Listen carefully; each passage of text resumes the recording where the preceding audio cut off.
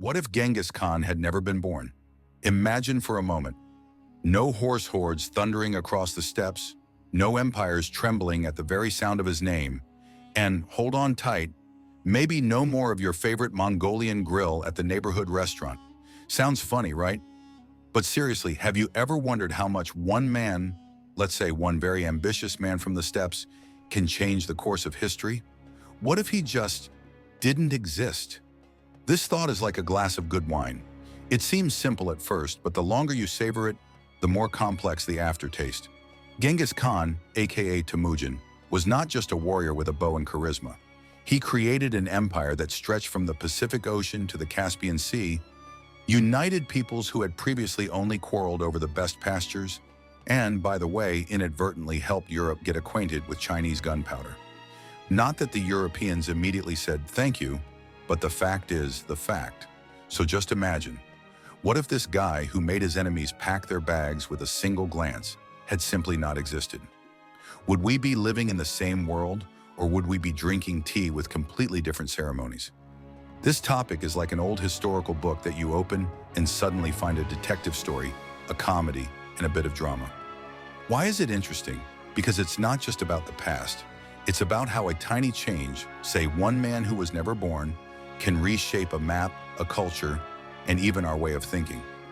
We will dive into an alternative history where there is no Genghis Khan, but there are many unexpected twists and turns.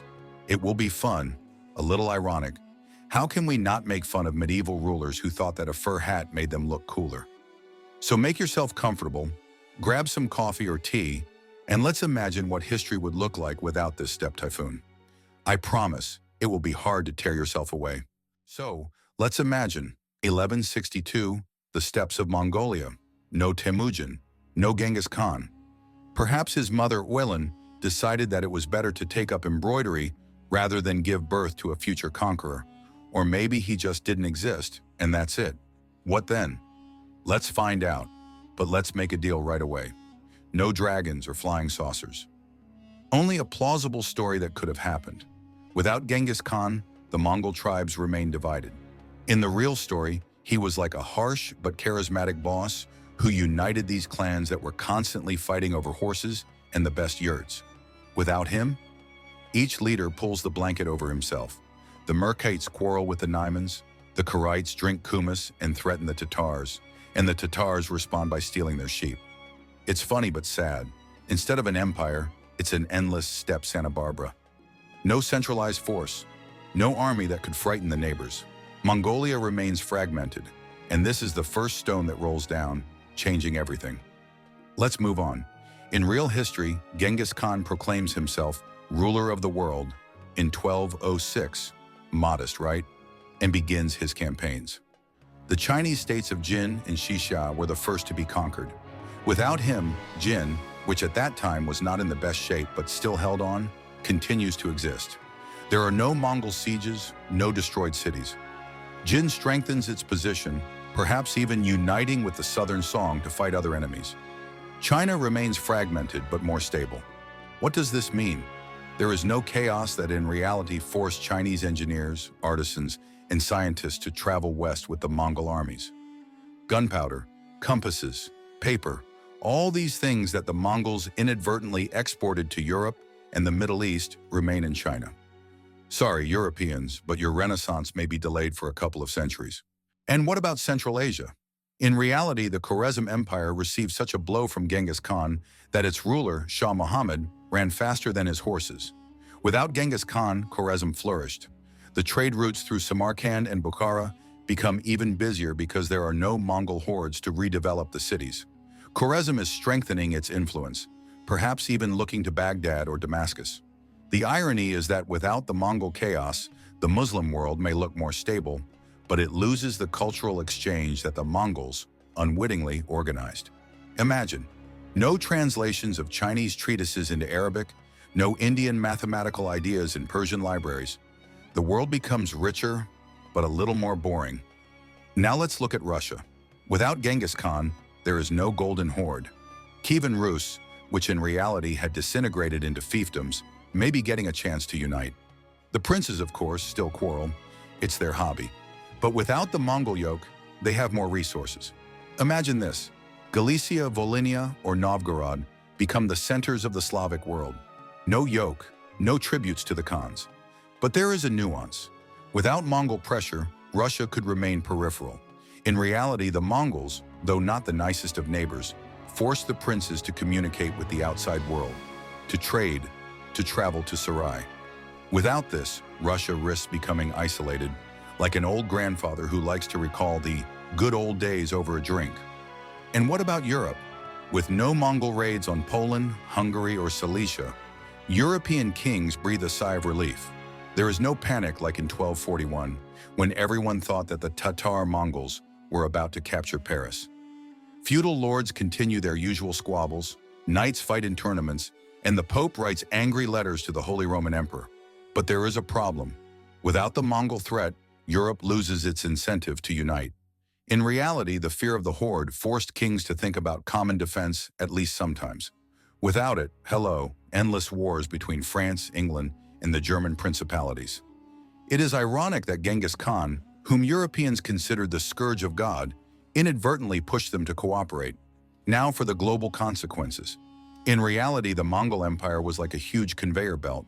It transported goods, ideas, and technologies.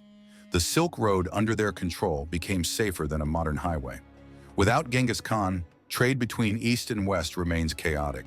A caravan of silk could reach Constantinople, or it could get lost in the desert. Europe is slower to learn about Chinese inventions, and China is slower to learn about European goods. Cultural exchange slows down, and the world becomes more divided. Imagine, no Mongolian post offices where you could have a snack and change horses. No merchants telling stories about distant lands and Persian tea houses. The world is shrinking a little bit. How would this affect the present? Without the Mongol conquest, the demography of the world would look different. Millions of people who actually died or were not born because of the wars are still alive. China may be uniting earlier, but without the Mongolian push, its technology is developing more slowly. Europe, having not felt the Mongol threat, remains feudal early capitalism. No great geographical discoveries in the 15th century. Columbus, by the way, could have remained just a Genoese merchant selling wine. And what about Russia? Perhaps it would have become a strong Eastern European state or mired in strife, like a medieval version of a talk show. The irony is that Genghis Khan, who was considered the destroyer of the world, actually created connections between civilizations. Without him, the world is richer in terms of resources, but poorer in terms of ideas. Imagine today, China is a regional giant, but without global influence. Europe is a web of small states still arguing over whose king is cooler. And you and I may not be drinking coffee, but some local herbal infusion, because globalization has not reached our town, so we have reached the finish line of our alternative history. Without Genghis Khan, the world looks like a jigsaw puzzle with several pieces missing. China is stronger, but closed. Khwarezm is a trading giant, but a bit arrogant. Russia may be united, but it is in no hurry to share ideas with its neighbors. And Europe? Well, let's just say that its kings are still arguing over whose crown shines brighter. The world is richer in people and cities, but poorer in connections. It's ironic, isn't it? The man who was considered a universal disaster was in fact a strict logistician who made civilizations exchange not only swords but also ideas. This story makes us think, how fragile is our world? One person, even if he comes from the steppes and has very bad PR, can change everything. Without Genghis Khan, we might be living in a world where your favorite sushi bar doesn't exist, because trade hasn't gone global. But there are a bunch of small states that are proud of their local beers. It's funny, but a little sad. We would lose the chaotic but vibrant world we have today. What does this story say about us? Maybe that history is not just a collection of dates and names, it's a chain of accidents, where one missed step and we're not drinking espresso, but something made from the leaves of local bushes? Or maybe it reminds us that even the destroyers sometimes build something bigger than they intended. Genghis Khan didn't plan the Renaissance or globalization, but he inadvertently pushed the world toward them. So maybe we should thank him. Well, at least for not being stuck in the Middle Ages.